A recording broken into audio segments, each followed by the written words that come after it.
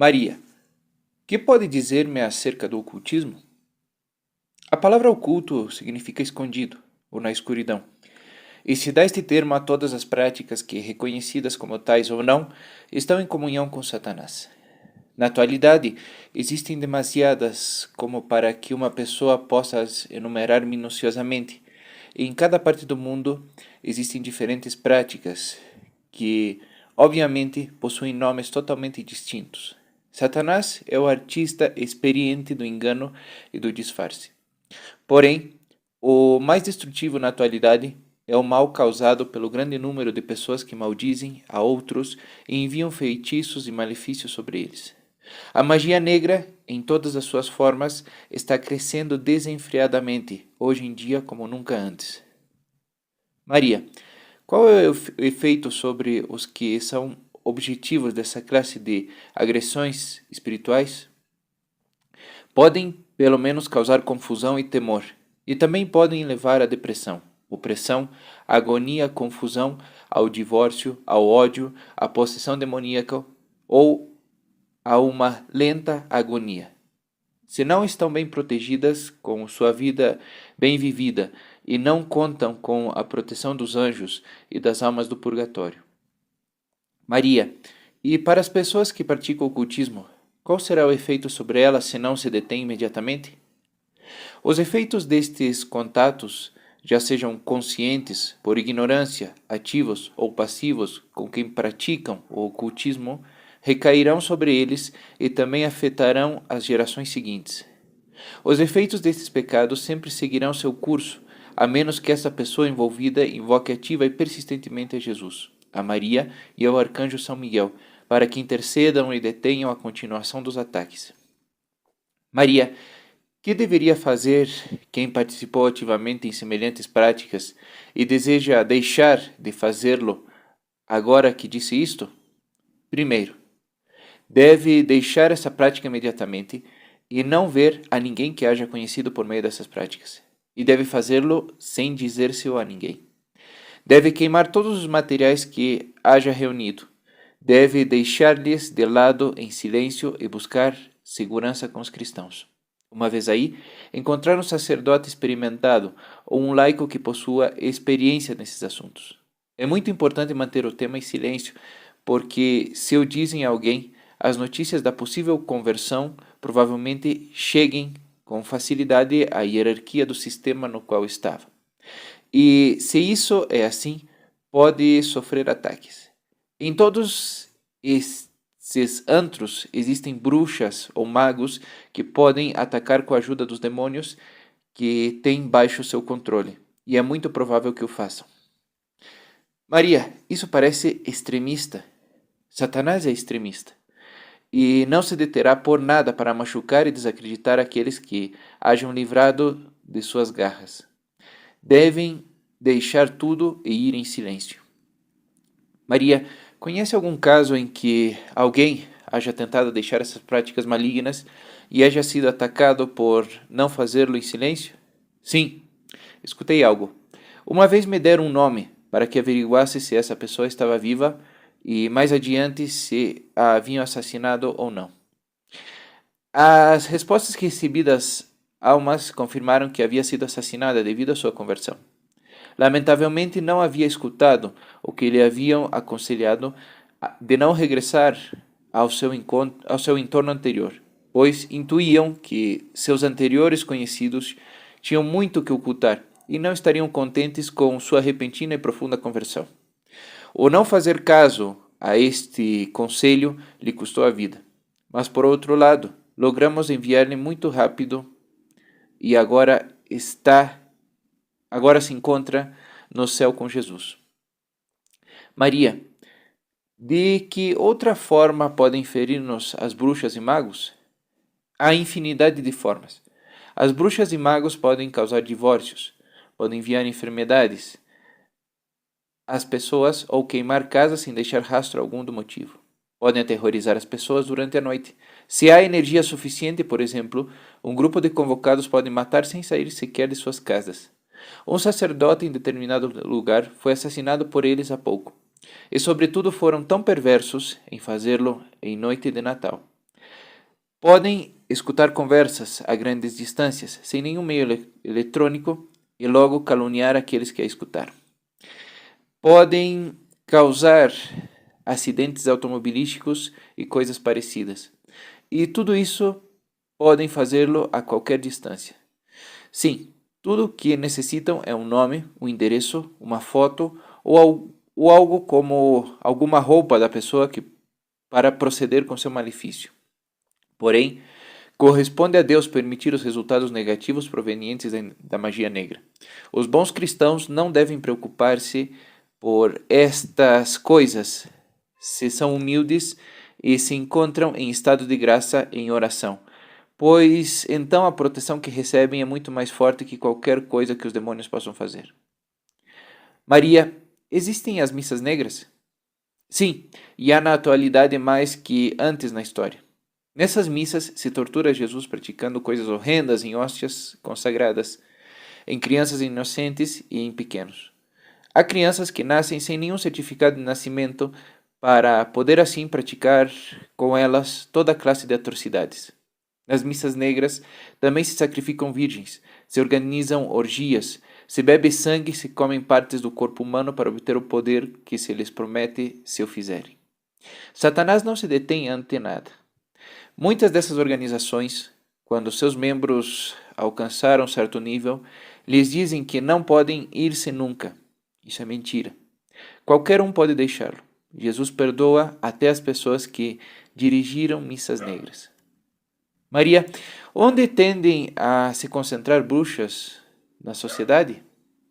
Depende, mas com frequência entre as crianças nos colégios, também nos hospitais onde o sangue e as drogas são fáceis de se adquirir, e dentro de igrejas e grupos de oração para causar divisões entre a polícia e as profissões relacionadas com a justiça para terem infiltrados dentro desses sistemas que podem distrair sua atenção da atividade de outros.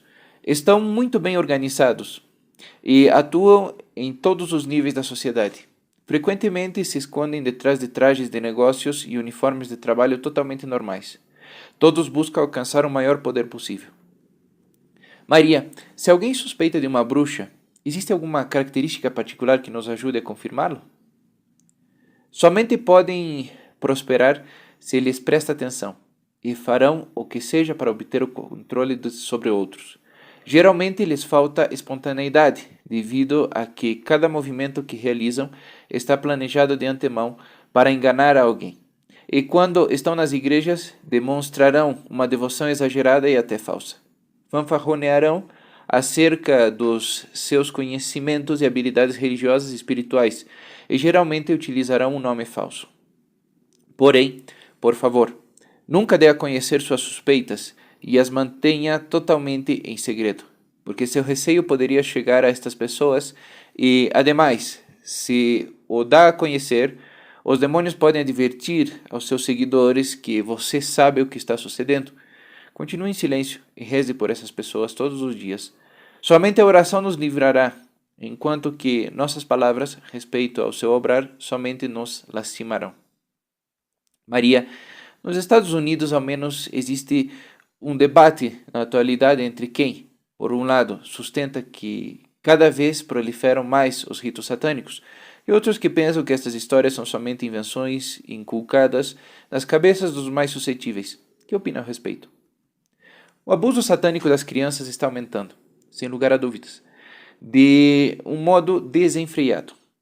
Consideraria com cuidado se aqueles que dizem que se tratam de invenções não estão obtendo algo eles mesmos, porque não poderia estar representando eles de alguma maneira a quem realiza estes abusos? O que obtém ao acusar aos que tentam ajudar não é senão mais poder, enquanto que ao mesmo tempo fazem que as vítimas pensem que estão loucas? Se dizem tantas bobagens e mentiras, devem estar ganhando algo. Maria, por que há pessoas que escolhem fazer mal aos demais e escolhem obter cada vez mais e mais poder? Sempre começam sendo eles mesmos os abusados em primeiro lugar, e logo buscam cada vez mais uma maior vingança e maior controle sobre outros. O caminho para a santidade e o caminho para o inferno são, em ambos casos, progressões lentas e constantes. Todas as crianças nascem inocentes, mas não todas as crianças nascem livres de abusos. Nem todas vivem em paz. O caminho ao inferno pode começar perfeitamente antes que a criança nasça. Seus pais brigam, se drogam, praticam ocultismo, veem filmes de terror, vão às baladas ou simplesmente se sentam frente ao televisor durante todo o dia e toda a noite. A criança que vai nascer recebe inconscientemente tudo o que eles veem, ouvem ou no que participam e ficam profundamente afetados por tudo isso.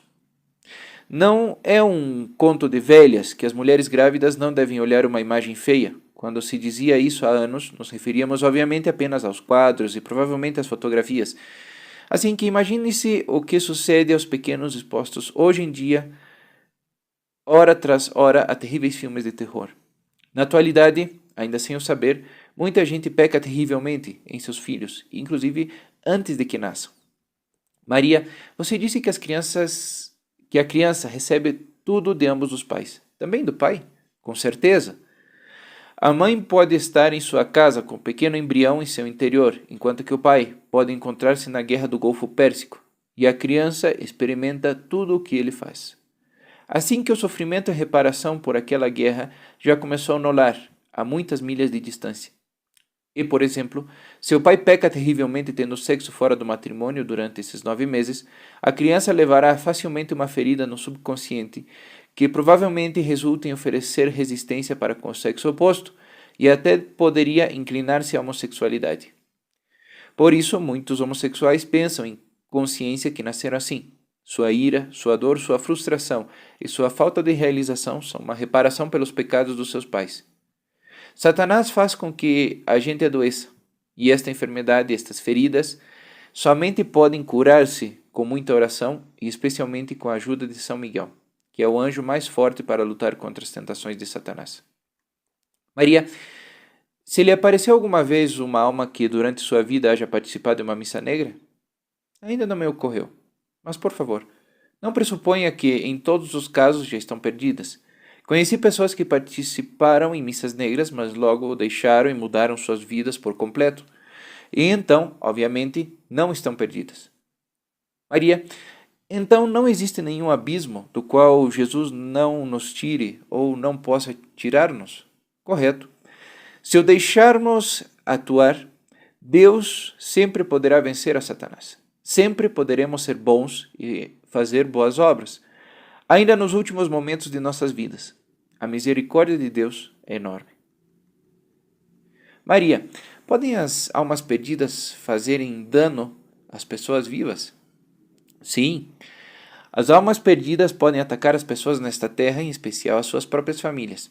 E sucede em muitas ocasiões atualmente. Alguns dizem que o inferno se encontra agora quase vazio, porque o exército de Satanás se encontra recorrendo todo mundo.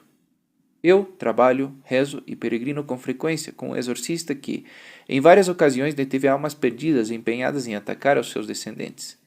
Esta é uma clara explicação de por que existem famílias inteiras de delinquentes, que certamente existem. Um avô perdido, que todo o ódio que leva no seu interior, provavelmente guie ao seu neto a um mesmo estilo de vida. Somente um exorcista poderoso poderá deter que se prolongue essa corrente. A cadeia não a deterá. A pena de morte tampouco. Ao contrário, provavelmente assim apenas se assegura que a corrente continue na maioria das ocasiões.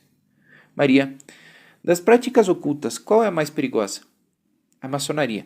A maçonaria conduz ao divórcio e ao suicídio, mas também a outras práticas levam ao mesmo.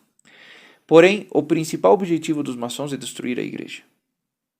As almas do purgatório me disseram que os maçons foram quem assassinaram ao nosso Papa João Paulo I. E quando faleceu um cardeal que havia tido um cargo muito importante, uma mulher com dons espirituais de Coríntia quis rezar por ele. A mulher rezava, mas havia algo que a obstaculizava. Tentou reiteradamente, mas simplesmente não conseguia rezar. Um dia, O próprio cardeal lhe apareceu com um aspecto rígido e lhe disse: "Não pode rezar por mim porque estou perdido devido à maçonaria e carrego com papas na minha consciência." Então, junto ao seu diretor espiritual, foi ele quem veio a mim a comentar-me, levaram o caso ao Vaticano e às suas autoridades mais importantes. Uma delas, que reconheceu haver estado no leito de morte desse cardeal e havia sido testemunha dos seus gritos desgarradores, disse que não queria morrer dessa maneira e foi confessar-se com o atual Santo Padre. Maria, assim que disse que os maçons assassinaram o Papa João Paulo I, foram assassinados outros papas ou outras pessoas importantes da igreja? Sim. Maria, e você crê nessa mulher de Coríntia e ao seu diretor espiritual? Sem lugar a dúvidas. Poderia dizer-me, Maria, como se resolve, de maneira geral, com Satanás?